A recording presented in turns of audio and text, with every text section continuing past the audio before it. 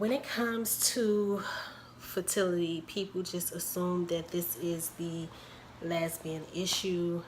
This is an issue that we only go through. They assume that we lesbians are the only ones that go to fertility clinics, and that's not the case. Um, there are thousands of women that cannot reproduce, and I'm one of those women.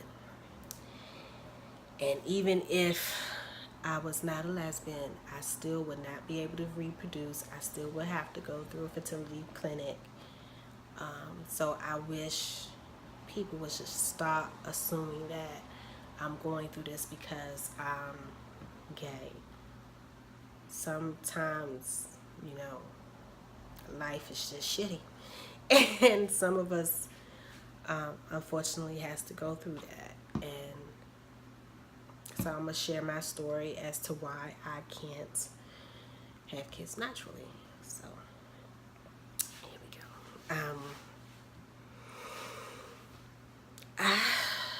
I gave birth to my daughter in 2000 when I was 19 years old. She was perfect. She didn't cry when she came out. She was perfect. But she took her first poo in me, which ultimately made her a little sick at the time. And a month and a half after I had her, I started to become sick. So at first they just assumed that it was because she took her first bowel movement in me, but it was actually much worse. My daughter was actually a twin, and somehow her twin formed outside of the uterus, and it was in a position that wasn't even near where it should have been. I don't know why it wasn't picked up before. I don't know why none of the doctors seen it. I'm assuming because back then you only got one sonogram. That sonogram you take when you 16 weeks, that's it, until birth. So I'm assuming maybe that's why, I don't know. But a month and a half after I gave birth to my daughter, I had to go back in and have surgery to remove that, which left a lot of scar tissue. 2 years later, I had a son. He unfortunately did not make it. After that, I had a few miscarriages. Then I was in a bad situation, I must say, and I got pregnant, so I had an abortion. After that, I became pregnant 2 times again, and I lost the first set of multiples at 15 weeks, and I lost a second set of multiples at 20. After that, I got pregnant again in an abusive situation. I had an abortion, and after that, I didn't get pregnant anymore. I got on birth control and all of this stuff, and yeah. So one thing is, they don't tell you that certain birth controls can actually make it harder for you to get pregnant after you take it. It can damage your eggs. Second thing is, nobody ever told me that going through all of that traumatic stuff was going to lead to a lot of scar tissue and shit. So in 2007, I started to get real pain in my pelvic area whenever I bend. I went to the doctor. They ran all these tests and sonograms and x-rays, and they said I had a cancerous dermoid tumor. So I've dealt with cancer cells in my early 20s, so if you tell me anything regarding cancer, I'm here for it. Whatever you gotta do, let's get rid of it. They said I needed surgery. The doctor wouldn't do the surgery because of my insurance. My insurance was good enough for me to be his patient, but it wasn't good enough for him to cut me open. Whatever. So I went to more GYN in Forestville. Dr. Anderson, I think he's retired now, but if you are looking for an OB/GYN team, they are absolutely the best.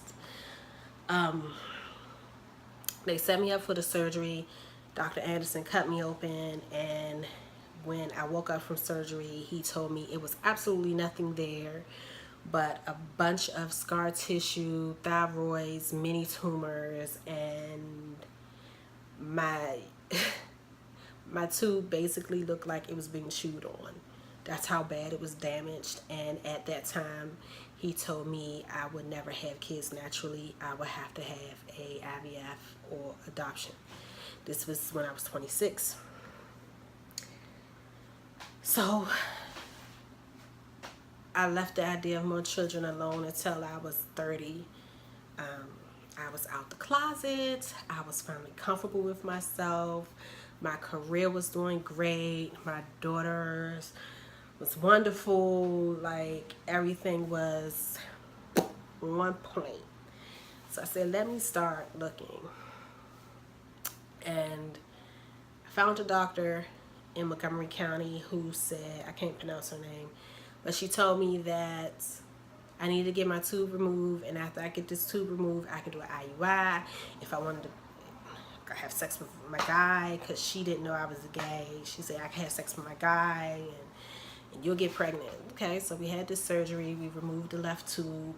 I went back for my checkup, and she said, oh, yeah, you're not having any IUIs. You have to have IVF. So this is what's gone on for years. And then because of lupus, my weight fluctuates. So the bigger you are, the harder it is for you to get pregnant. On top of, my insides is pretty fucked up. IVF is my only option. So everyone that assumes that, oh, it's because you're not with the guy, it don't have anything to do with that.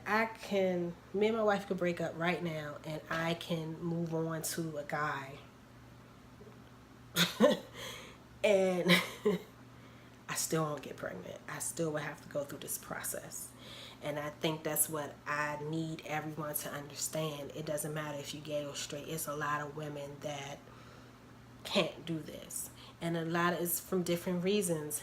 One of the top reasons is that we as women, we really don't pay attention to the time. We just always putting stuff off. Oh, I got plenty of time. I got plenty of time. I got plenty of time, with not taking in consideration that our bodies are still running on their own watch. And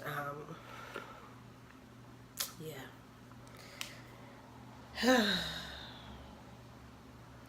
Sometimes some of us just can't produce eggs. It's women that has PCOS. It's from women that have endometriosis. I think that's how you pronounce it. Where their period's not regular. If you don't have a regular period, it's going to be very difficult for you to get pregnant because it's going to be harder for you to ovulate. It's a lot of things. So I just wish people just get the cliche of this is a lesbian issue out of their mind. You know, it's straight women that's going through this, and if I be honest about it, it's more heterosexual women that are having infertility issues than there are female issues. And that's about it. So if you have any questions, leave them below. I'm feeling pretty open today. I don't know why. But leave them below, and I'll try to comment or reply the best of my ability.